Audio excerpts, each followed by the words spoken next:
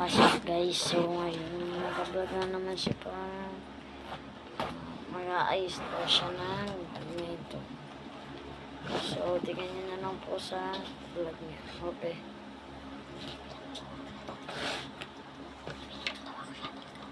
So, binalang ko rin pala siya, pero yan.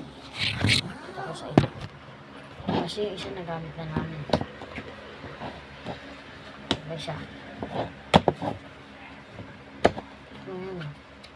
Lang ito guys, made in China.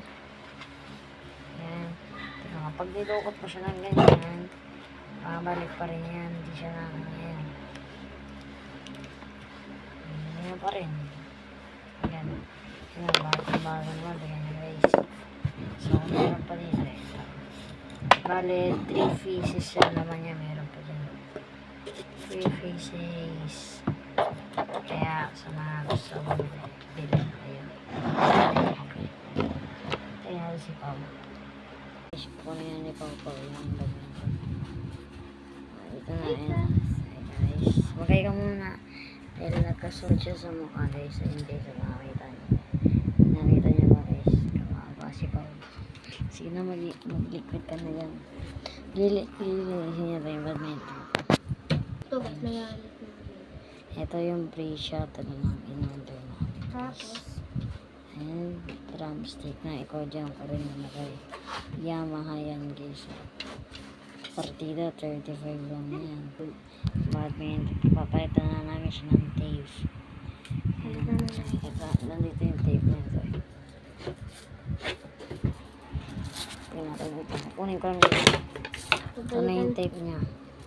Tape bag na siya. pilitan na natin siya kasi gagas na sa mga.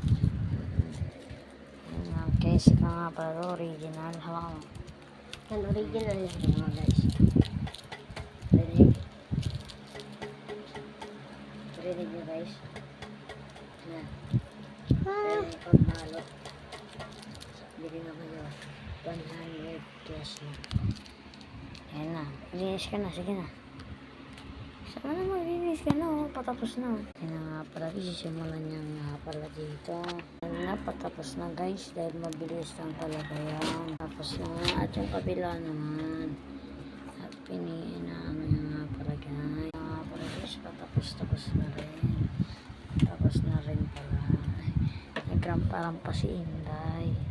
Parang pusta rin yung isa. Bye-bye. Thank you for watching. Bye-bye. Thank you mga kabady.